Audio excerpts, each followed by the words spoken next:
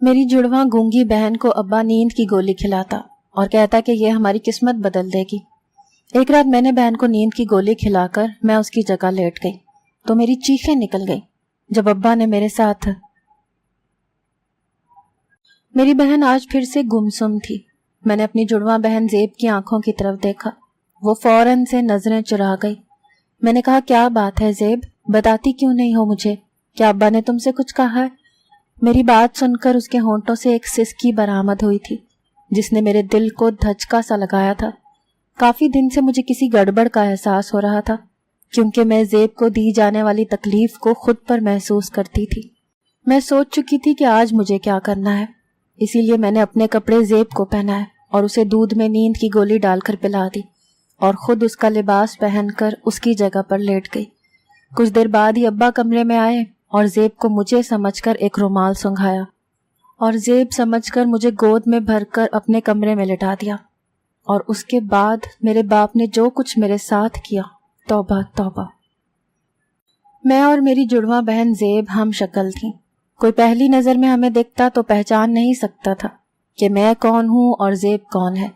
بس ہم دونوں میں ایک فرق تھا، وہ یہ کہ زیب بول نہیں سکتی تھی، لیکن چونکہ میں اس کی جڑواں بہن تھی اسی لیے اس کے ہر اشارے کو سمجھتی تھی۔ یوں سمجھ لیجئے کہ وہ اپنے جذبات کا اظہار میری زبان سے کرتی تھی۔ وہ اداس ہوتی تو اسے مجھے یہ بتانے کی ضرورت نہیں پڑتی تھی کہ وہ اداس ہے، کیونکہ میں اس کی آنکھوں کی زبان سمجھتی تھی۔ اس کا ہر انداز مجھے یہ بتا دیتا تھا کہ اس کے دل میں کیا ہے۔ ہم دونوں بہنوں کا رشتہ بہت عجیب تھا۔ اکثر یہ ہوتا کہ زیب کو چوٹ لگتی تو درد مجھے محسوس ہوتا، وہ روتی تو آنسو میری آنکھوں میں جھلملانے لگتے۔ اس کی کوئی خوشی اور غم مجھ سے پوشیدہ نہ تھا۔ اکثر یہ ہوتا کہ شرارت میں کرتی اور میرے حصے کی مار وہ کھا لیتی اور مجھے بچا لیتی۔ بچپن سے یہی ہوتا آیا تھا۔ ہم دونوں کی زندگی میں صرف خوشیاں تھیں، لیکن ہماری خوشیوں کو اس وقت نظر لگ گئی جب ہم دونوں بہنیں 10 سال کی ہوئیں تو ہمارے والد کا انتقال ہو گیا۔ وہ روڈ کراس کرتے ہوئے حادثے کا شکار ہو گئے۔ یہ وقت ہم پر بہت کڑا گزرا۔ میری والدہ یہ خبر سنتے ہی بے ہوش ہو گئیں۔ ہم دونوں بہنوں کا بھی رو رو کر برا حال تھا۔ وقت آخر گزر ہی جاتا ہے، جیسا بھی ہو، ہمارا بھی گزر ہی گیا تھا۔ لیکن میرے والد ہمارے گھر کے واحد کفیل تھے۔ ان کے انتقال کے بعد گھر پر فاقوں کی نوبت آ گئی تھی۔ میری ماں عدت میں تھی، لیکن جب گھر پر فاقے ہونے لگے تو میری والدہ نے اسی فیکٹری میں نوکری کر لی جہاں میرے والد ملازمت کرتے تھے۔ وہاں بچوں کی شرٹیں سلائی کی جاتی تھیں۔ میری والدہ کو سلائی آتی تھی، اسی لیے انہوں نے وہ سینی شروع کر دی۔ لیکن مسئلہ ہمارا ہو گیا تھا۔ ہم دونوں 10 سال کی تھیں، اکیلی گھر میں نہیں رہ سکتی تھیں۔ جب ہم دونوں اسکول سے واپس آتی تو گھر کے تالے کی چابی ہمارے پاس ہوتی تھی۔ ہم دونوں اتنی دیر تک ایک خوف میں ہی مبتلا رہتے تھے جب تک کہ امی واپس نہیں لوٹ آتی تھی۔ ہر آہٹ پر ہمیں خوف آنے لگتا تھا۔ لیکن ایک بار ہمارے ساتھ ایک ایسا واقعہ ہوا۔ ہمارے محلے میں ایک پاگل تھا، وہ اکثر گلیوں میں گھومتا رہتا تھا۔ ایک بار تو وہ دیوار پھلانگ کر ہمارے گھر آ گیا۔ اسے اپنے گھر کے اندر دیکھ کر ہم دونوں بہنوں کی تو جان ہی نکل گئی۔ وہ پاگل ہمیں بڑی عجیب سی نظروں سے دیکھ رہا تھا۔ ہم سمجھ نہیں پا رہی تھیں کہ کیا کریں۔ ہم دونوں میں زیب بہت ڈرپوک سی لڑکی تھی، میں کچھ بہادر تھی۔ پہلے تو میں نے چور چور چلانا شروع کر دیا، لیکن وہ پاگل جلدی سے ہمارے پاس آ گیا۔ ایک تیز دھار والا چاقو اس نے زیب کی گردن پر رکھ دیا۔ یہ دیکھ کر میری جان ہی نکل گئی تھی۔ میں نے کہا، چھوڑو میری بہن کو، لیکن وہ اونچی آواز میں ہنسنے لگا، کہنے لگا، اگر تو نے شور کیا تو میں تیری بہن کا گلا کاٹ دوں گا۔ اس پاگل شخص نے چاقو زیب کی گردن پر رکھ کر دبا دیا، جس سے زیب کے گلے سے خون رسنے لگا۔ یہ دیکھ کر تو میں دیوانی سی ہو گئی۔ میں اس کی طرف اس تیزی سے بھاگی کہ وہ سمجھ ہی نہیں پایا۔ میں نے اس کے ہاتھ پر بڑی زور سے کاٹنا شروع کر دیا۔ وہ جھٹ سے پیچھے ہٹا۔ میں نے کمرے میں موجود لوہے کا گلدان پکڑا اور سیدھا وار اس پاگل کے سر پر کیا۔ ساتھ ساتھ میں چور چور چلائے جا رہی تھی۔ اس پاگل نے زیب کو چھوڑ دیا، اس کا سر پھٹ چکا تھا، سر سے خون بہہ رہا تھا۔ وہ مجھے مغلیات بکنے لگا۔ اس سے پہلے کہ وہ ہم پر جوابی حملہ کرتا، ہمارے گھر کے دروازے کو دھکے سے کھول کر محلے دار ہمارے گھر آ گئے اور ہمیں اس پاگل سے بچایا۔ میری والدہ جب گھر واپس آئیں تو ہم دونوں کو گلے لگائے بہت روئیں۔ محلے کی عورتوں نے میری والدہ کو دوسری شادی کرنے کا مشورہ دیا۔ کہنے لگی آج تو یہ بچیاں بچ گئیں، لیکن کبھی بھی ان کے ساتھ کوئی بھی حادثہ پیش آ سکتا ہے۔ میری والدہ ہم دونوں کے لیے بے حد پریشان رہنے لگی تھیں۔ اس لیے جس فیکٹری میں وہ کام کرتی تھیں اسی فیکٹری میں کام کرنے والے ایک ورکر سے شادی کر لی۔ شادی کے بعد ہمارا سوتیلا باپ بھی ہمارے گھر پر رہنے لگا، کیونکہ اس کا آگے پیچھے کوئی نہ تھا۔ وہ اسی فیکٹری میں کام کرتا تھا اور وہیں رہتا تھا۔ میری والدہ سے شادی اس لیے کرنے کو تیار ہو گیا کہ اسے ایک گھر مل جائے گا، اور میری والدہ کو بھی ایک سہارے کی تلاش تھی۔ ہمارا دوسرا باپ پہلے ہی دن ہم سے گھلنے ملنے کی کوشش کرنے لگا۔ ہم سے بڑے پیار سے بات کرتا، زیب بیٹی، مہر بیٹی کہہ کر پکارتا۔ ہم سے یوں پیار کرتا جیسے ہم دونوں اس کی سگی بیٹیاں ہوں۔ میری والدہ اس بات سے کچھ پرسکون ہو گئی تھی۔ اب امی یہ کرتی کہ صبح 8 سے 12 بجے تک کی شفٹ فیکٹری میں وہ لگاتی، اور 12 سے شام 7 بجے تک ہمارا سوتیلا باپ شفٹ لگاتا۔ اسی لیے تنخواہ بھی زیادہ ہو چکی تھی، ہمارے گھر میں بہت سی سہولیات آنے لگی تھیں۔ یوں ہی وقت گزرنے لگا۔ ہم دونوں بہنوں نے 12 جماعتیں پاس کر لیں۔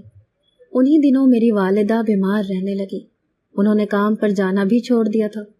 امی کی کوشش تھی کہ ہم دونوں بہنوں کی شادیاں کرتے، لیکن مسئلہ یہ تھا کہ زیب بہت خوبصورت ہوتے ہوئے بھی اس لیے ٹھکرائی جاتی کیونکہ وہ گونگی تھی، اور زیب کے لیے آنے والا رشتہ جب اس کے بجائے مجھے پسند کر جاتا تو میں صاف انکار کر دیتی کہ جو لوگ زیب کو ریجیکٹ کریں گے انہیں میں بھی پسند نہیں کروں گی۔ میری والدہ ہم دونوں کی وجہ سے بے حد پریشان رہنے لگی تھی۔ میرے ابا روز ایک کڑوا کھانسی کا شربت میری ماں کو پلاتے تھے، بجائے اس کر کے اسے پی کر میری ماں ٹھیک ہوتی، وہ اور زیادہ بیمار ہونے لگی تھی۔ ایک بار تو کھانسی کے ساتھ میری ماں کو خون کی الٹیاں ہونے لگی۔ تبھی ہم لوگ اپنی والدہ کو ہاسپٹل لے گئے، لیکن شاید ہمیں بہت دیر ہو گئی تھی۔ میری والدہ بھی ہمیں چھوڑ کر جا چکی تھی۔ اب ہم اپنے سوتیلے باپ کے ساتھ ہی رہتے تھے۔ میری بہن نے امی کا بہت غم لیا تھا۔ میں نے ہی اس کڑے وقت میں اسے سنبھالا تھا۔ وہ بہت جلد حوصلہ ہار جاتی تھی، مجھ سے اشارے میں کہتی، مہر تم بہت بہادر ہو، مجھے لگتا ہے میری طاقت بھی تم میں ہی ہے۔ میں اس کی بات پر مسکرا دیتی۔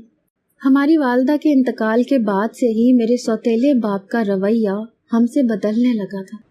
میں کچھ تیز ترار قسم کی تھی، اسی لیے وہ مجھ سے کچھ گھبراتا تھا۔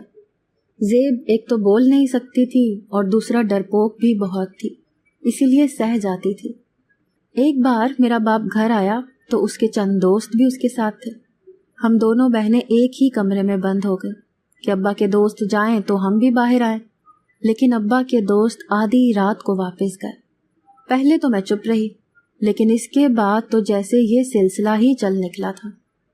ایک بار تو میں نے ابا کا بالکل بھی لحاظ نہیں کیا اور کہا کہ یہ ہمارا گھر ہے، اسی لیے یہاں کسی غیر مرد کو لانے کی ضرورت نہیں ہے۔ اگر آپ کو یہی سب محفلیں سجانی ہیں تو آپ بھی ہمارے گھر سے جا سکتے ہیں۔